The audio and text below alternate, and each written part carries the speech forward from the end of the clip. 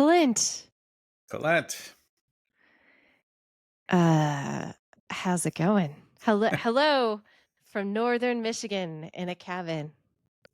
Oh wow, cool. Yeah, That is a very cabiny picture behind you. That's like an old map. I it love is old an it maps. is an old map. It says a new map of the north parts of America claimed by France.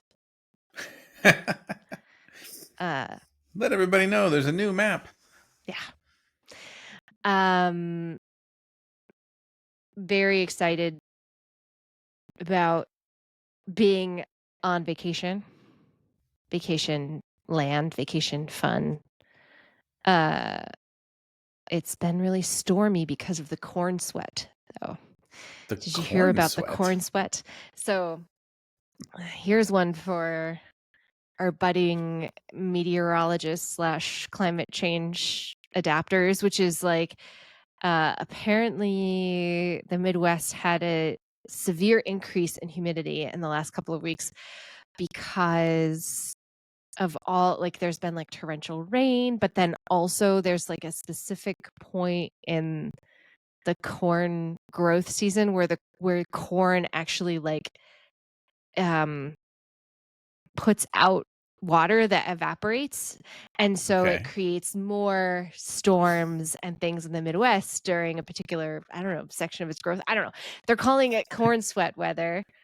It's hard to know whether it's just like whether it's a real thing or whether it's like a thing that's been happening forever and they're just now talking about it, like, you know, like how they have a new name for like bomb cyclone or something. But anyways, Right. it's pretty ding dang hot up here because the corn sweat Corn is sweat my sounds very Midwest. yeah. Like that is just, oh, it's the corn sweats. Yeah. We'll just, it'll be over soon. Just don't mind the corn sweats. That is wild. I will say I love this time of year where the fresh corn is just everywhere in the Mhm. store. And I've tried like every single way to make it on the barbecue grill. My recent discovery was to make it like elotes, Mhm. which is you wrap it in foil, dump a bunch of Tajin in there, and it's just so good. I want some right now. Like it's my favorite summer food. Just that. And Tajin is such a ridiculous product, by the way. I don't know if Yes. you've ever looked into it. Oh Like yes. everyone Oh thinks it's yes. their ethnic background, but Thing. it's just some Yeah. German company invented a flavor that seems ethnic, but it's amazing. Leave it to the Germans. Yeah, yeah. The German food industrial complex still informing our bodies and colons to this day. Yeah, being that we are on vacation, listeners might also hear my children screaming in the background. We might have more interruptions than normal. I've sequestered myself, not in my room because I know better, but in my mother's room. So hopefully that prevents us from getting super The interrupted. But yeah, fortress of grandma's solitude.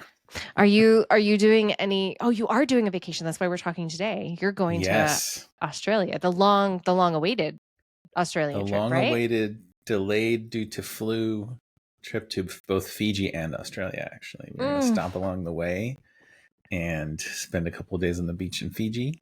There's so a neat thing. great. Fiji Airways does that thing where if you do like a 3-day layover, they don't Oh, it's charge like you extra. Iceland, but not as Yeah. cold. And they're like, just come hang out. Yeah. So Nice. it's interesting because it is winter there, Mhm. but it's in the tropics, so their winter is still It's a little like different. just Yeah. a warm day they're in the 80s in Fahrenheit. So we'll stop there and Nice. ride in some boats and check out some rainforests and things, and then continue on our way to try not to get eaten by all the animals of Australia. Yeah. So yeah, I'm excited.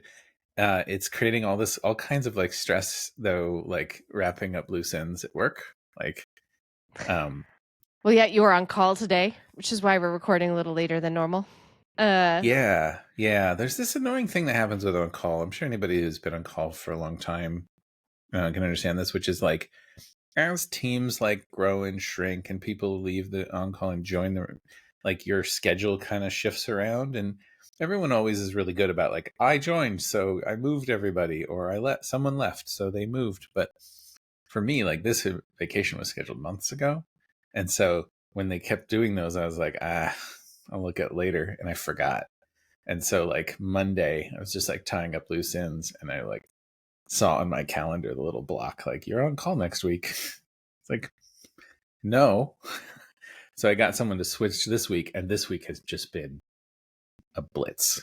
Like, Of it's course. just Of been course. page after page. Like, Natalie, you're welcome. I hope next week is peaceful and quiet Super. and amazing Yeah. for you.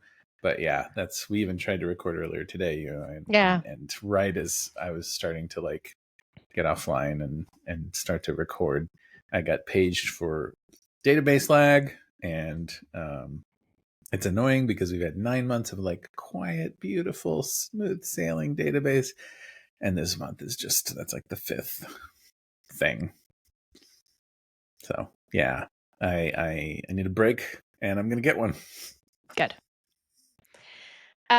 It's a Just Us episode today. We got a really interesting question. Should I read it? Please do, because I've been so busy, I haven't been able to read it. It's fine. In your episode Burnout on aisle 3, you all mentioned action items after incidents and the Bow Maiden. I'd be interested to hear your takes on what I perceive as a no comment pending investigation attitude of places like the FAA, and how/if you've been able to steer company culture in that direction. Dun dun dun.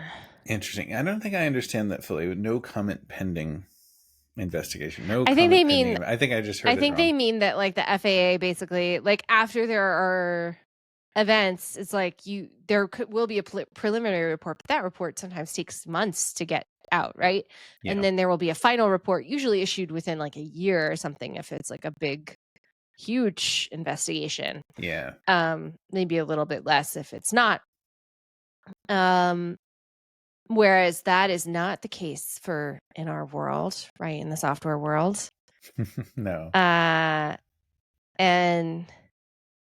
And I think, I mean, so this person is asking if we've been able to make culture change probably around that, more like, hey, we're going to do an in-depth investigation on this.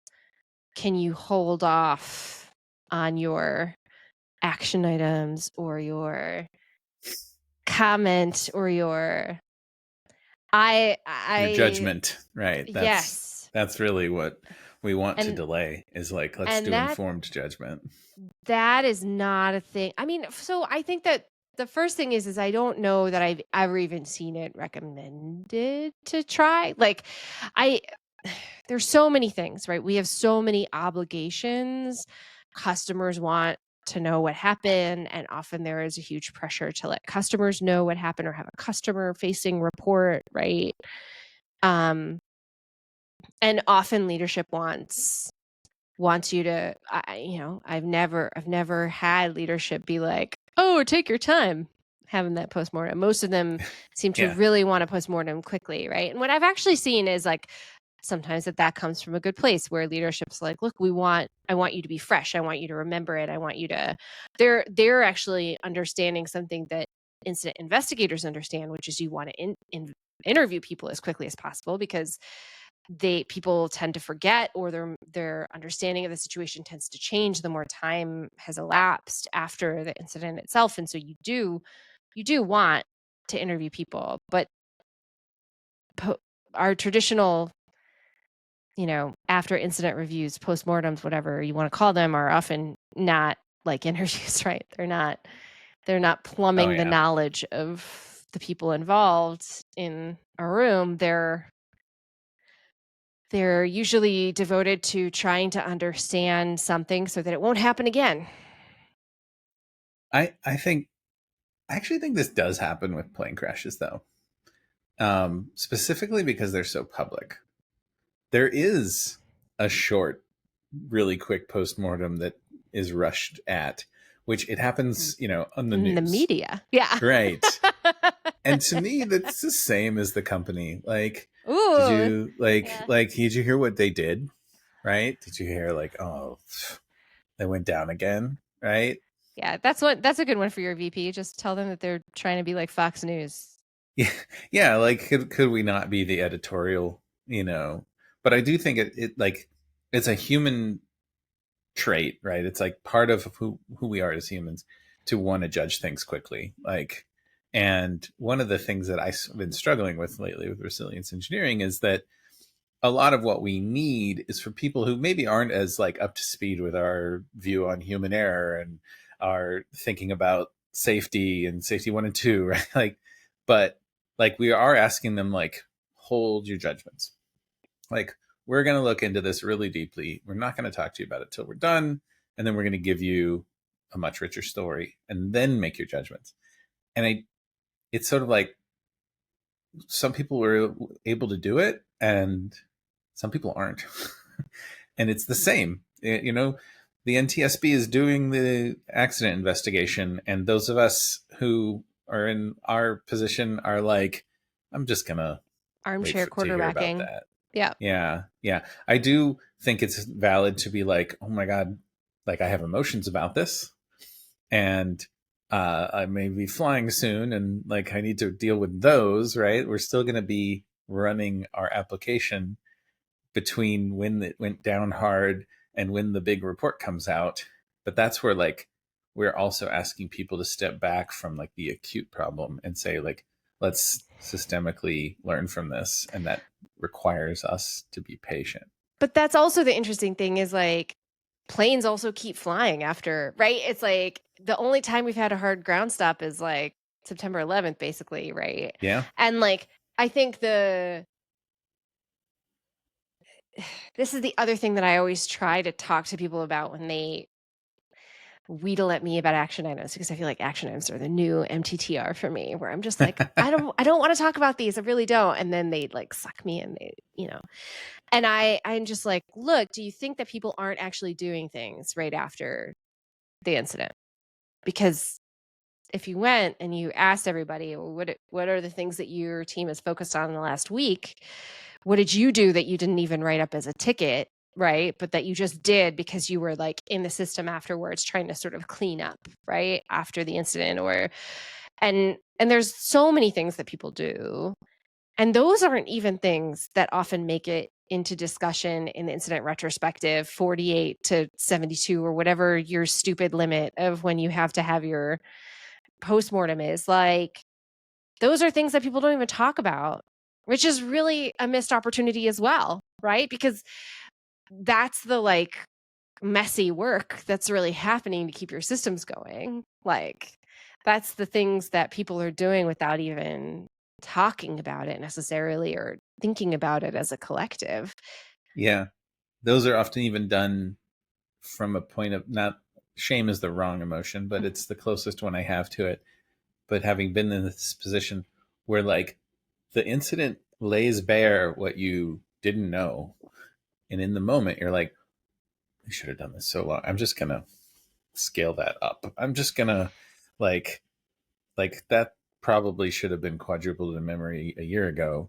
I should have done that. You start to like shit on yourself a little bit. Mm, And you don't want that on the follow-ups for the incident. Like it's embarrassing. Like, right? mm, And that's where the blame culture, yeah. until it really goes away, like I think there are multiple levels of blame free, blame aware, like generative.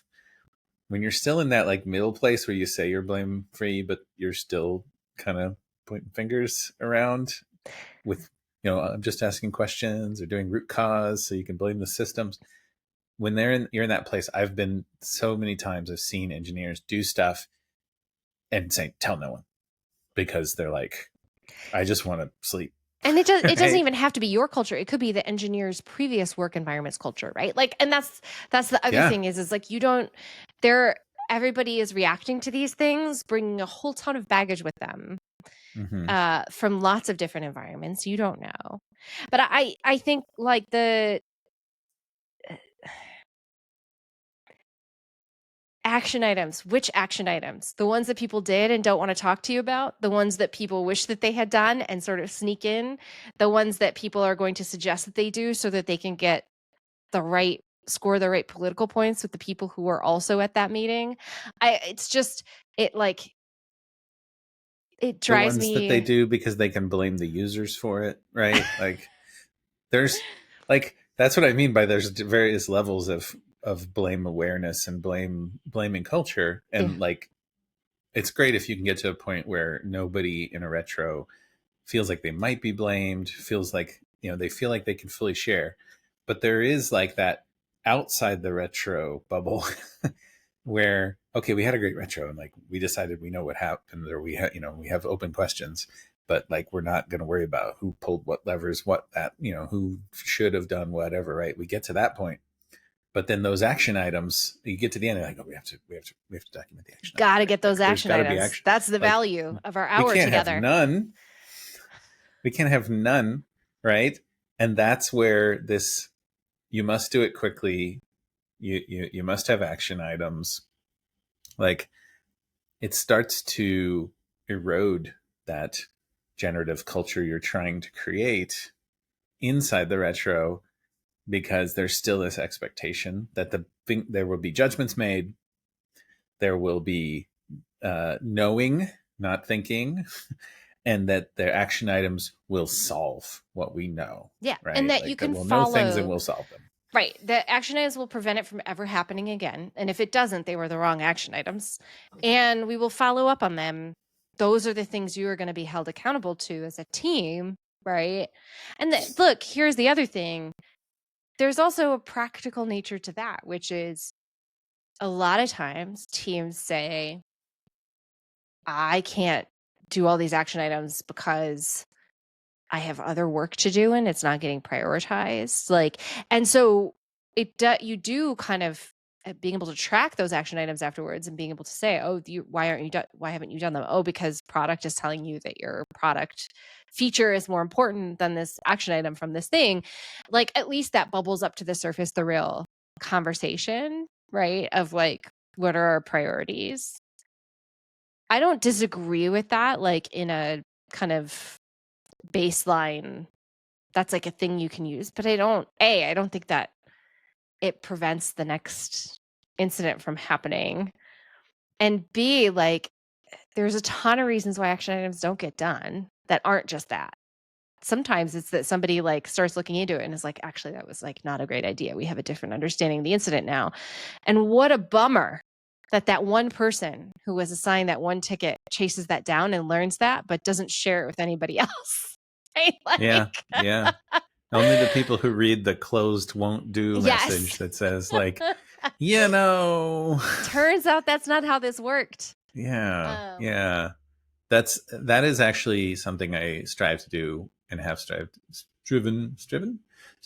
I don't know what the past tense of strive is, but where you have, at least in the bubble of the team that you work on, like, forget the incident for a second. Just when you're working on things, it has to be okay to be like, turns out this is a bad idea, right? mhm. Like, or this just doesn't matter anymore, or I have a better idea and it's much bigger, and this would compromise that, right? Like those type of, like, it's not important that you get the work done. It's important that you did the investigation on the work. And that you get that information as far Mhm. out of your brain and into as many brains that need it as possible. And that goes beyond incidents. I think that's the same if you're doing feature work Yep. or refactoring and architecture work. Like, it's really important that that stuff happens. And if you keep getting these interrupt, must do to prevent next time instance of same incident, that it starts to wear on you. You start to think, well, maybe I shouldn't be like diving deep and closing tickets, and working on these harder things because I just need to finish all the action items first. Yeah. And it starts to become, it feels like paperwork again. Yeah. It's just like I got a quota. I got to close the follow ups or the incident action items. But I mean, taking it back to the original question, right? Like, all of that is happening in parallel to deep dive investigations, if they're even happening, Yeah. right? Yeah. And that feels like it also those don't play well together. Well, I don't know. I mean, we've always, at least I think you and I have always done investigations together when we've done them where an incident, what we would, the traditional institutional incident retro, we don't stop that from taking place, right? So the idea is that you let that happen. However, you don't want to disrupt that process. Whatever it is, let it happen. Do your investigation around it, right? And for me, I think we also mentioned this in our conversation with Alex Ellman about incident analysis. Like, try to do, we try to cap it at 2 weeks, which is like try Mm-hmm. to just limit your investigation to some amount of time, because there is, I do think like the investigations like lose their value the further you are away from them. People just don't remember things the same way, um, and the attention that you can get, which is such a huge part of the leverage of the analysis, is the eyes that you get on the report at the end, and the interest that you have from people. They're willing to read this thing because they're curious about how the systems work, and that's the really important grab for getting people to learn about them. You don't have that necessarily like 4 months later, 2 months later, right? So I think the answer is like don't try not to stop the existing processes as much as you, or disrupt those processes, and just try to be additive to them, at least at first. Yeah, I agree. That's how we've done it, and that has had success in exactly what you say, which is like sort of stay on target, spend your 2 weeks, let that other process play out, so that people will kind of leave you alone, right? like if you get in the way, if you bump the normal retro and say, hold on, folks, we're going to take a little longer on this one, puts a lot of pressure on you and your analysis team. And part of me wonders if that would have some benefits, to that, what you say, like that, like build the curiosity even more. Mm. Because one of the things I've noticed in doing these deep dives is you can't really predict how well they're going to do. Like some of them will get 40 readers and some of them will get 400, right? In a corporation of 2 to 5 to 300,000 people. But like one of the things is sometimes there's just no one waiting for it. And so Mm. when you come out with it, it's like they've already moved past it. And it would almost be better in 4 months, because that would, give them that, like, it's been sitting in the back of my brain and it's unresolved. Oh, you looked into it more. My point being that, like, I kind of have a desire to be more like the NTSB, Mm. and say, no, we got this. Like, this is important. This is, it may not even be a big event, right? Like, that has its own problems, but like, we're just stepping in and we're really going to look at every broken piece of this that we can find. And we're going to talk to everybody who touched it, and we got you in 2 weeks. And then we can talk about action items. Part of me wants that Yeah. experience, which I've never had, because again, I feel like we're taking pressure off ourselves, but we're also giving credence to a process that I have Little reducing faith in. faith is actually providing that much value to organizations. Yeah. I mean, I do think like the suggestion from Allspa in his talk that he did at Spotify, which I will put the link in, is like one very practical piece of advice is wait to have your traditional, process, your retro, whatever you have, until after the in-depth report is released, because then your action items will be so much more well informed, right? And I do think it's like, again, I don't poo-poo action items. Yes, we must take action after incidents. Yes. Uh, we should actually also track that action to some degree to make sure that the people in any organization are empowered to follow through with what they need to follow through with, on. I don't think that's unreasonable. I just think that what I've often seen is that people are doing action items because they feel compelled to do them, not because they actually understand the problem that they're trying to solve or the problems they're trying to solve. And one would hope that reading a report like a good in-depth incident analysis would help them come up with better action items. If you had someone who was willing to give it a shot, like you could just objectively say, like, we're going to do an experiment for 2 or 3 incidents in a quarter, trying to do these in-depth incident analysis after the action items and see. You can't A/B test that, right? Because you're Yeah. never going to have the other way. But you know, do you Just did see how you it goes. feel? Yeah, did you feel like did everybody feel collectively like the quality of the action items that you came up with were much better after you had some knowledge, right? Well, and I feel like too, like helping people go into that retro or taking over a little bit, having already told their story a little bit. Like one of the things we definitely feel in that traditional process is that there are people who are very comfortable. You've made them comfortable. You've said you've got the prompts. You know you've got a good facilitator, but you only have an hour. There are definitely people who are just very comfortable in their position. They're usually more senior people uh, that will tell that story that they would tell you one on one Yeah. in an in depth analysis in that moment, and then everyone else has to deal with their story, which is like whoa, wow, right? And then it's like let's do action items right now, Yeah. No and time to that I feel process, like no yeah. doing that when everybody has had a chance to spend 30 minutes 45 minutes with it and having handed over to analysts and then being like, okay, we talked to all of you already, right?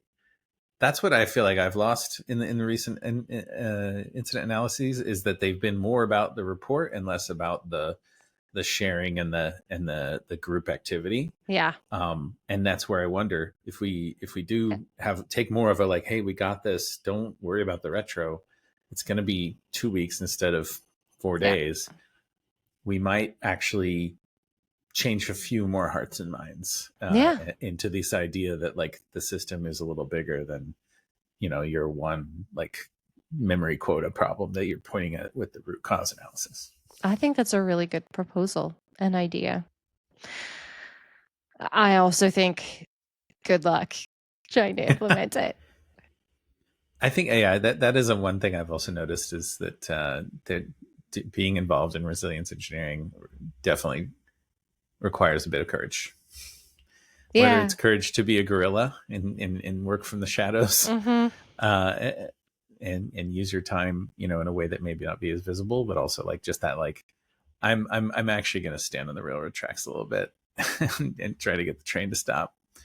Um, haven't done as much of that, and to our dear reader is asking, should I do this? Right? I'm saying we don't know. I'm Yeah. fully admitting that we haven't tried it that way. And there's a reason But that we haven't, right? yeah, It's because yeah, we've been trying to do things without disrupting the status quo so that we have a little bit more like ability to do it, like so that there's less pressure on it being perfect at first or it being like there's less attention paid to it in terms of it getting in the way of somebody else's agenda, right? yeah, and like it's like we also don't want to like you don't want to attract that level of attention until you're sure that people are ready for it. Like it's not just about Mhm. you being able to do it. Like I think you and I can figure out how to hire teams in places where we can teach people instant analysis. We can get a little budget for someone like ACL to come in or BlackRock to help. Right? We know how to like get the ball rolling on this. Uh, but like the org has to start to change a little too before they're willing to actually do they're doing one on this. I'm gonna wait versus the Fox News, like, oh, those dummies, like, why they're not going to do a retro, right? The judgments it has to be trained a little bit. They Mhm. need to see it a little before they're willing to trust Yeah. it. We also have had our share of in-depth incident analysis where somebody's been like, "Wait, I don't get it." We've had actual literal comments like, "Where are the action items? I don't understand. What are you doing?"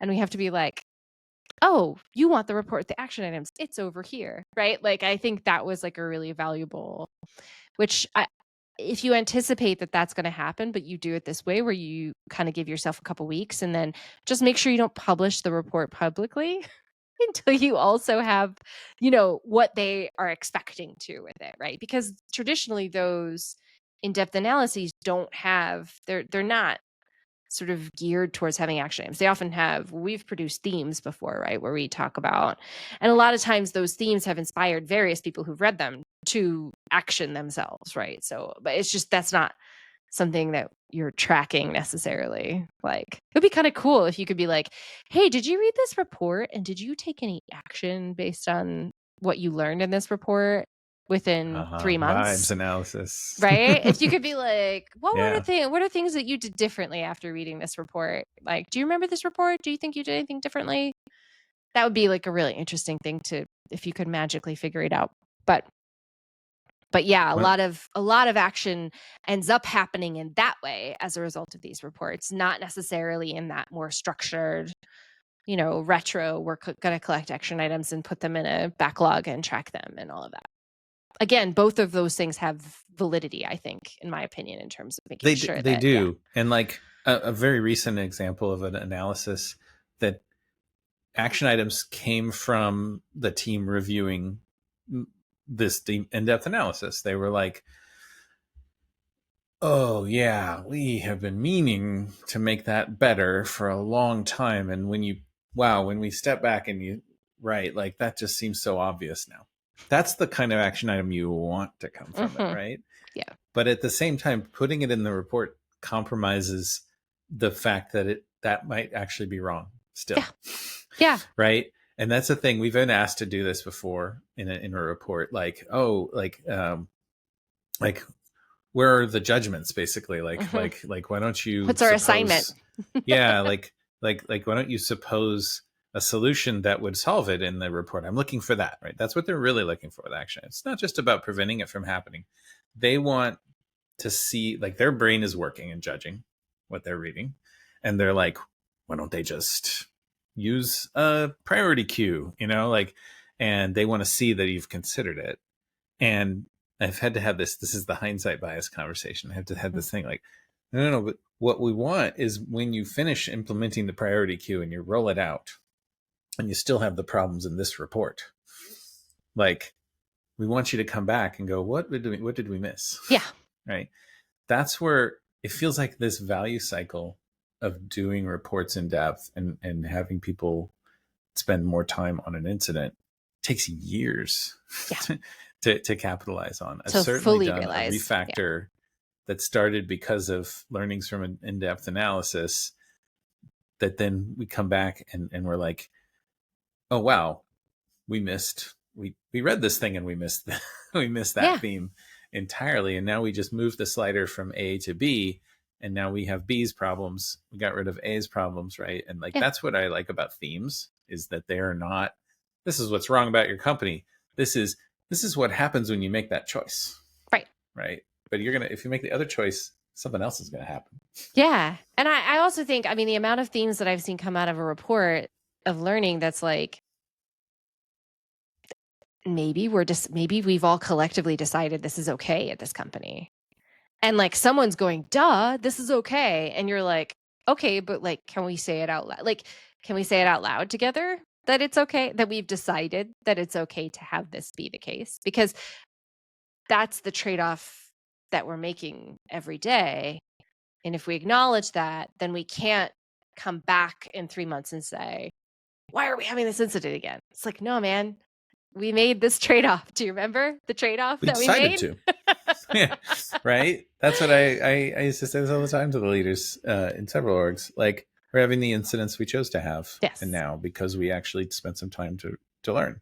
Like before, we were just having incidents that we accidentally had. But the goal of an incident learning program is to find those, like, get into that place where you're not just chasing your tail in Lauren's law. Yeah.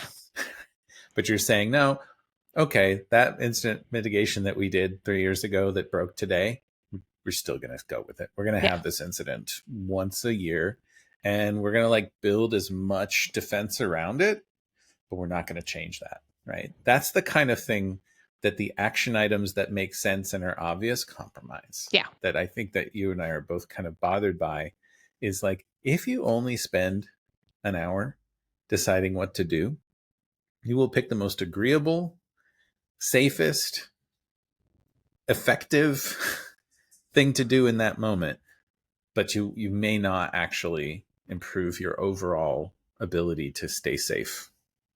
Yeah. Right? That's And what I think you'll bothers probably me. only pick the things that you have feel empowered to change too. I think that's the other piece that a lot of engineers that I've worked with on learning how to do in-depth incident analysis have aha moments about when they do one, which is, oh, you're looking at reorgs. Like we're talking about reorgs. We're talking about handing over tech between teams, like these hot button issues that have always pissed them off, but that they don't ever put in a thing because they don't feel empowered to be like, well, we're not going to hand over tech like that anymore. Like that, they don't Right. feel like that's their, and they're not wrong in the sense that that's like a engineering manager or a director of engineering, or God forbid, a VP Yeah. of engineering's purview to think about, right? Is reorgs and that sort of thing. But your reorgs can, spoiler alert, your reorgs can cause incidents and certainly contribute to them hugely. And not taking ownership over that, like it's not like you're probably in that like 1 hour long retro and thinking about that as a leader in an organization. In-depth incident analysis helps you see how you as like a higher level leader are involved in the whole game, and it allows you to make better choices in the future, hopefully, or at least fix some of the ones that you've made that are maybe contributing in ways you don't want to, or at least helps you understand the trade-offs you made, right? Because like, as you and I know, like leaders often that we've talked to around this stuff, they know that what they're doing is going to cause or be involved, and like they're not surprised often, but at least it's laying bare to them their choices. Also, that could be why people in high levels of power don't always like these things too. So I feel like it's a good signal to me whether or not you have a really effective leader, if they can read these with curiosity, even when they see themselves in them. yeah. Right. That, because that's what we ultimately try to, that's what we're trying to do, is help people approach incidents with a sense of curiosity, to let go of the judgments and to go, wow, there's so much here, like just like the Bowmatum incident, right? Mhm. Like the judgment was so quick and so easy, and somebody said we did something about it. But like, if you can get into a curious space, right, then even if it's you who chose not to buy the new monitoring system, Mhm. like, I think good leaders will be like, I am so glad I got feedback on this. Like, I made that choice 3 years ago and I Right. kind of forgot about it. Right. And it seemed like it made sense at the time. Well, And leaders are if you can get working. that Yep. happening, you can make a difference in an org. And like you say, in a way that isn't just SREs defending against reorgs, which is typically the only way we handle them. Right. And I think, leaders are operating under the same, we can't see the future. We don't know what's good, right? We're operating with the information we have at the time and making the best decisions we know how to based on the information and, you know, experience and past history that we have, right? And often we make bad mistakes, and like the only way to know that we did or to try to fix them is to have something like this accessible to us so that we can learn and move forward. And but if you don't want to be in a learning organization, like if you don't want to be in a position where you're forced to learn all the time and adapt, then this probably isn't the process for you. Right. Yeah, it's interesting. I one of the like parallels to resilience engineering that I've adopted for years, and I think it's one of the reasons I was so excited about resilience engineering at the beginning, was this 15 Commitments of Conscious Leadership book. Mm. And one of the things it really starts with and asks you to do is to accept that you have an innate need to be right. Like it's in every human on some level. You can train yourself to let go of it, right? But we all ultimately have an id, and it needs to be right. Like it's just it assumes it's right about the Yeah. things in its head, and learning to question that is how you become a good critical thinker, Yep. and how you become a generative leader, right? Like where you can learn and lead in the same boat, and that, like, I like the idea that when you put out an incident report, you're asking everybody who reads it, even people who are mentioned in it, who did things, to like fully step back from I was right or I was wrong or there is a right or a wrong, and instead just be like, I'm going to absorb, Yeah. right? And now I'm going to realize that I couldn't have even been right about this because it didn't even exist. It was a figment of our imaginations. We've had that one before. That's my like my higher level woo woo thing about leaders, is that they're in the same boat. Yeah. They should think they're right. That's how it works. Yeah. But we need to give them a good basis to question that. Yeah. And that, going back to the original thing, the traditional process kind of does the opposite. Yeah. It sort of gives you threads to just pull on. It gives you something to base your judgment on that is pretty flawed. And that's Yeah. where I'm kind of over it. Yeah. So don't do it the way we did it. Don't do it the way we didn't do it either. Like we definitely aren't trying to give advice here. Yeah. Well, I mean, we did it for the reasons that we had at the time, They which made are, sense at the yeah, time. we were grappling with the cultures that we were grappling with in both cases, I think. And we will in the future. Mm-hmm. And I think it has to be adapted into each context. Like this isn't just us spouting resilience and human factors here. Like truly, doing incident analysis is a complex system. Yeah. Right? It is itself a complex system, and one org is super ready to be like, we so want to see what you're going to do with this, and yeah, take your time. Like that's going to work in one place, and in another place it's going to be like, are you kidding? Like, no, we need action items by Friday. Yeah. like sorry, like if you want to do your own thing, go for it. Neither of those is wrong. Yeah. But if you whether you choose to take over the incident analysis process or to augment it, I do think it's important that you set expectations on how long it's going to take, and that you're not going to talk to anybody about it until it's done. Yeah. 100%. Cool. I hope we answered your question, friend. And we need more questions. We're kind of running out of questions, Always. Clint. We're So hungry. We're curious people. We want to answer questions. thisisfinepod.com has a link to a Google form. If you want to ask us a question, you can do that. You can also ask us on LinkedIn or wherever, you know. We also, we have a Wherever This you Is can find Fine on us. LinkedIn. So find Yes. This Is Fine Pod on LinkedIn. Subscribe. We have like and subscribe on YouTube, on Spotify, on all the things. Clint's going to go to Australia. I'm going to go back to my vacation, and then I'm going to go back to my life with no job. Oh my gosh. I know. It's very, very weird. I'm having a weird time. We'll talk more about that later. Can't wait to hear. I'm always curious. But yeah, I guess that's just to say, like, we'll probably take a little longer than usual break. Oh yeah, now in the next episode. I also got to figure out who our guests are. But as a reminder, on July 31st, 3 p.m. Eastern, Clint will be in Australia, but I will be hanging out on a Zoom chat with our friends from Lund, talking about Lund University's master's program for human factors and system safety, which is super awesome. You can go to resilienceandsoftware.org and click on events to find tickets to that. I will also post a link to the event in our show notes today. All right. Thanks, Clint. Thanks, Flat. Have fun. See you soon. Thank you. Bye.